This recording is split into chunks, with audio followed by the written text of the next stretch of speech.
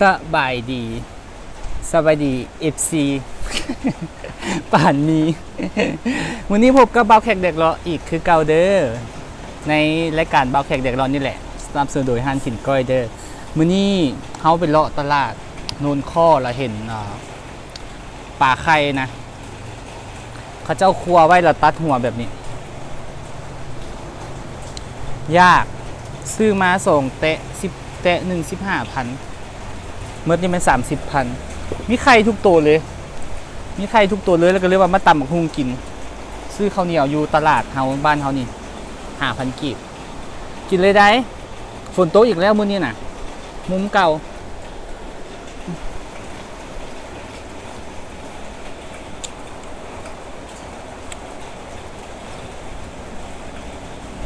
ฝนน้อยคราวนี้มาไข่ป่ามีทุกตัวเลย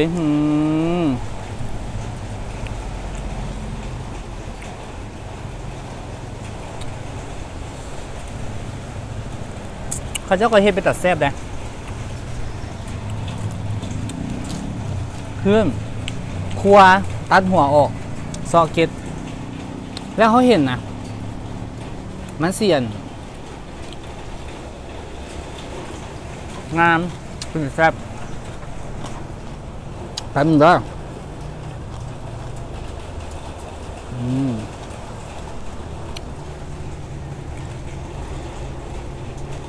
ไข่ปลา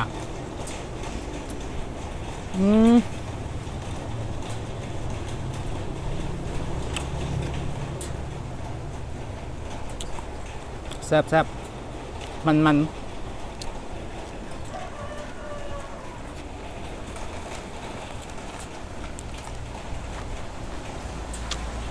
ป่ามัน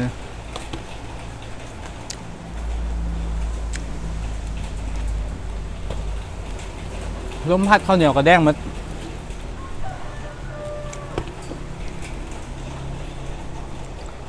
ต้องได้อัดฝาไป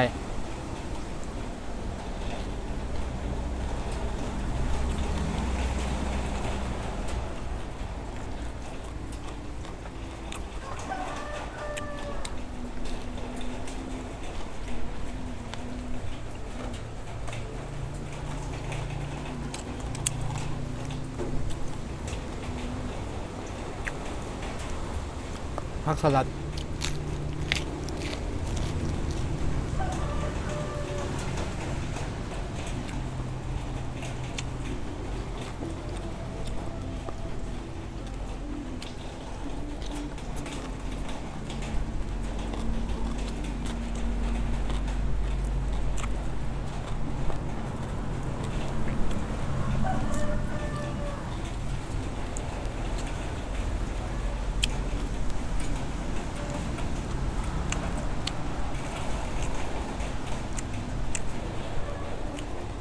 แซ่บหลาย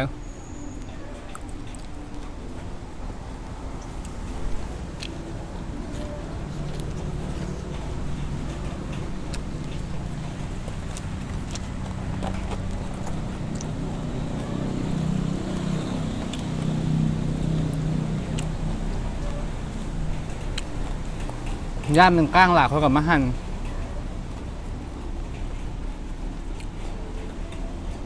ก่อนจึงจืด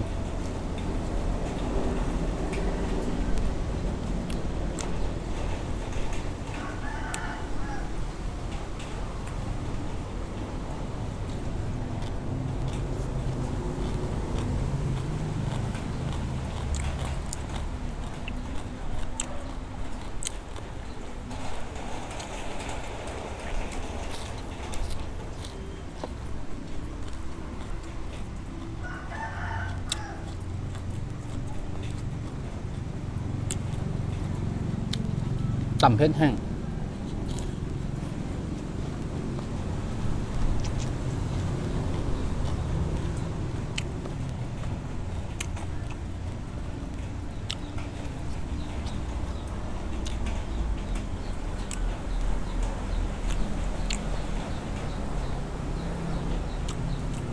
ข่สวดออกมาเลย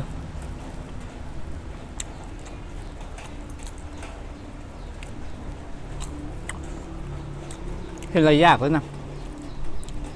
เขาจะครัวไปงาม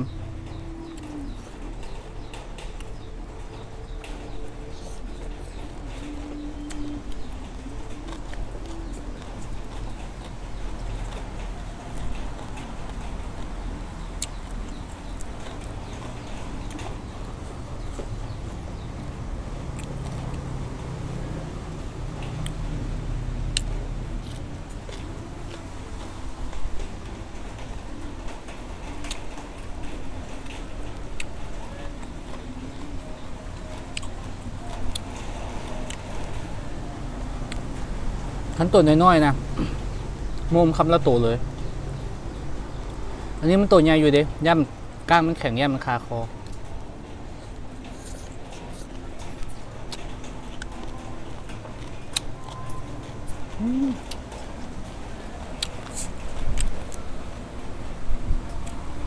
ต่ำโมเพสเลย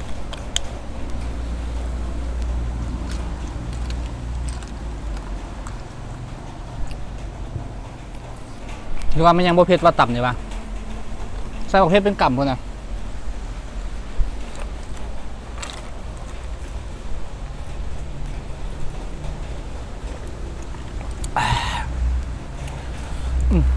ผมก็ได้เนาะเปิดพัดลมอยู่ข้างหลังลุมทางลงมา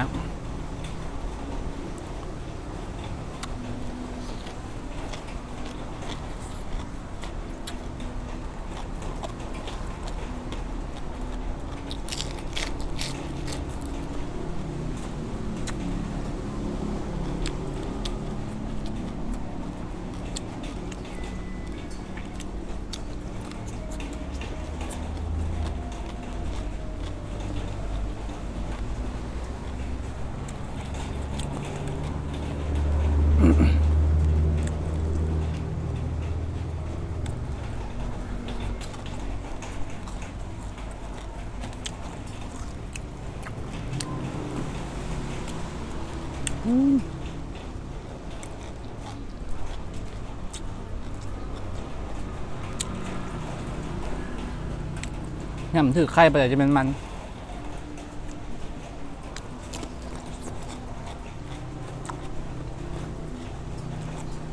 เมื่อวานกินหมักแตงจีนมื้อกินหมักแตงลาว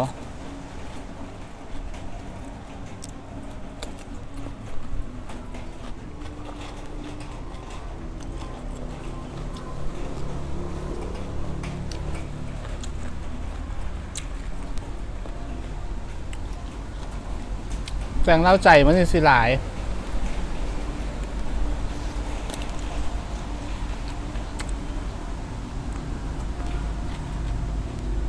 เปลือกน้อยมันก็เลยกรอบน้อย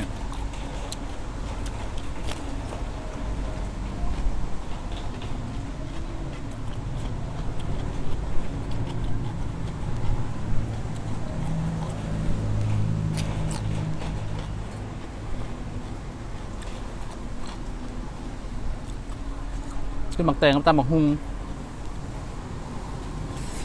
เมื่อหน้าจะกินหมักหุ่งกับตำหมักแตง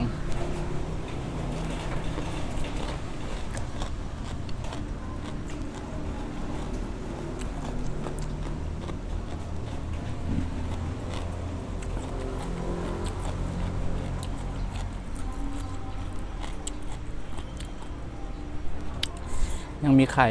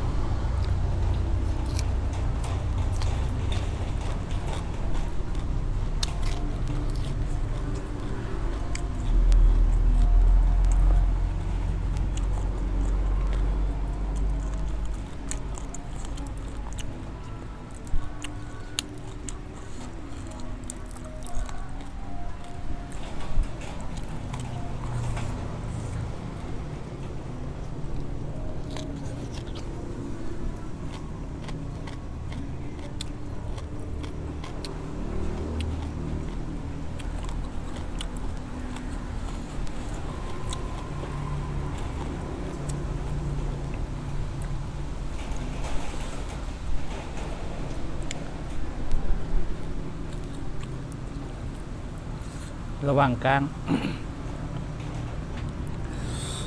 แกนปากเสียสูบ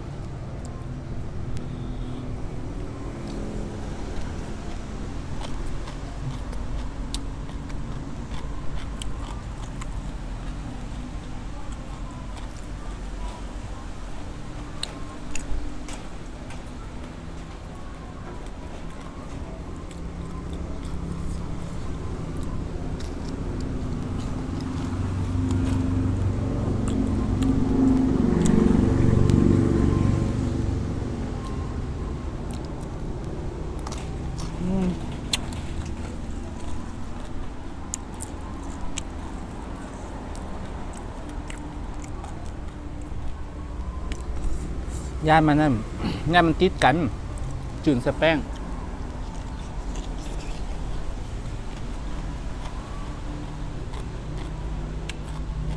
ย่านมันหักเนี่ยย่านมันติดหม้อเนี่ย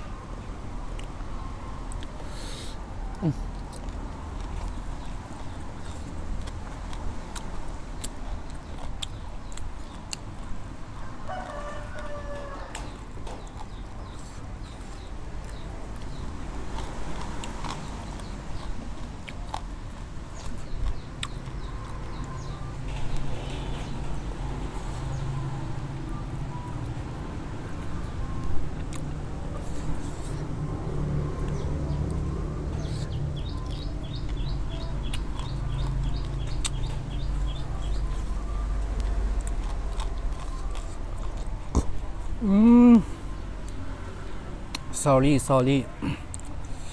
เพื่อที่กินข้าวไปอย่างเบื่อหมักเอื้อมเบื่อตั้งใจเอื้อมเลย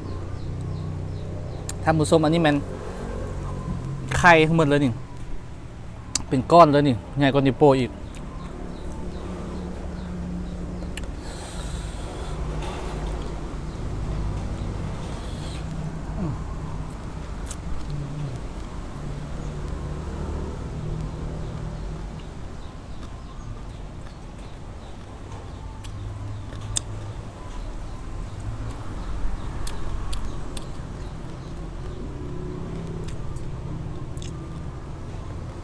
แซ่บ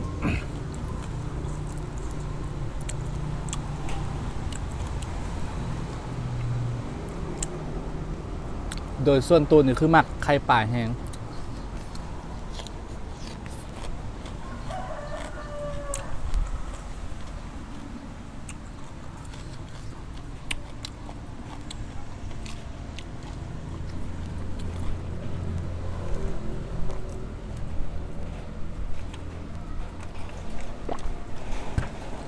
มักซื้อไข่ป่ามาอ้อมักซื้อไข่ป่ามามก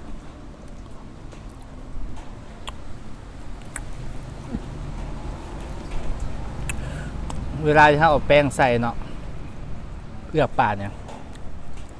แป้งอยู่ด้านนอกเนี่ยคนเอาคนให้แป้งเข้ากันแหละไข่มันสิแปดออกได้ปะเนี่ย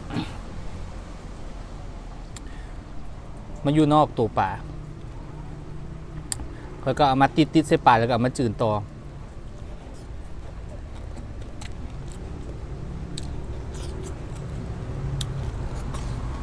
มันจะใคร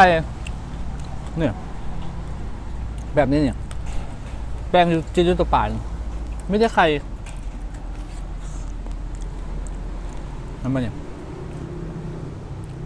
เขาแกะออกมาเห็นบนตัวไข่เป็นห้อยไข่ป่าไม่ให้ทิมนะมากลายไข่ป่า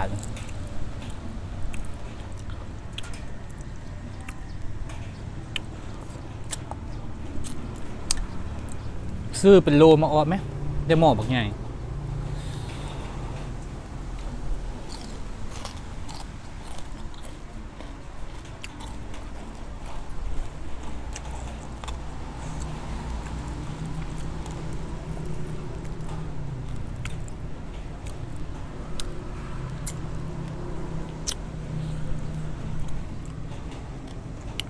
นี้เนี่ยมาเข่ากล้องนำซื้อเด้อเขาสิกินบ่เบิดดอก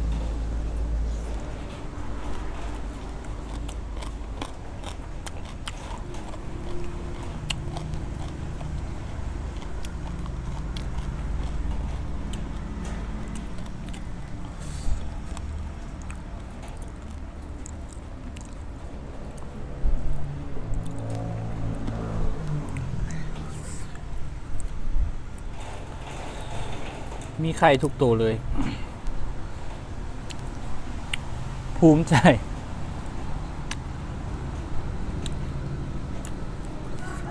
ภูมิใจตัวเดียวนี่แหละมีไข่ทุกตัวเลยภูมิใจแฮง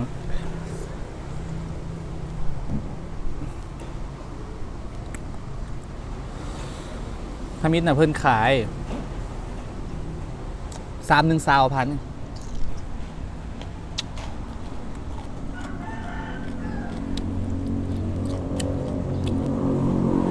เอาแม่31,000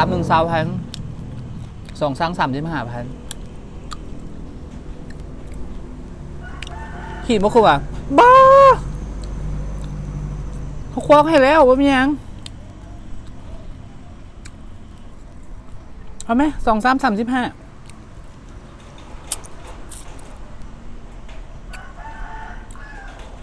บ่มีก้างน้อยๆก้างบนหลายตีบ้าบ่มีเอาก็สั่น2,30ขายถึง3,000 15,000ได้3 6 9 12 15ได้เซา2ตัวได้เซา2ตัว30,000ตอนนี้เขาซื้อมาปลาขาวคือมันต้องมีก้างเนื้อตัวมันนะก็เลยมาหั่นเด้มาหั่นแบบนี้หั่นทุกตัวเลยก็เลยบ่มีปัญหาเรื่องก้างมีแต่ก้างทางในมันหั่นก้างใหญ่มันหั่นไปแล้วได้ทานผสมเอาเนื้อไว้กินตอนแรงต่อแซ่บหลายพบกันไหมรายการบ่าวแขกเด็กเลาะ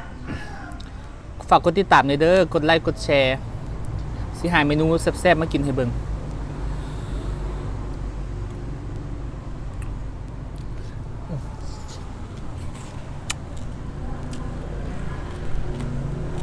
หัวยุ่งนั่น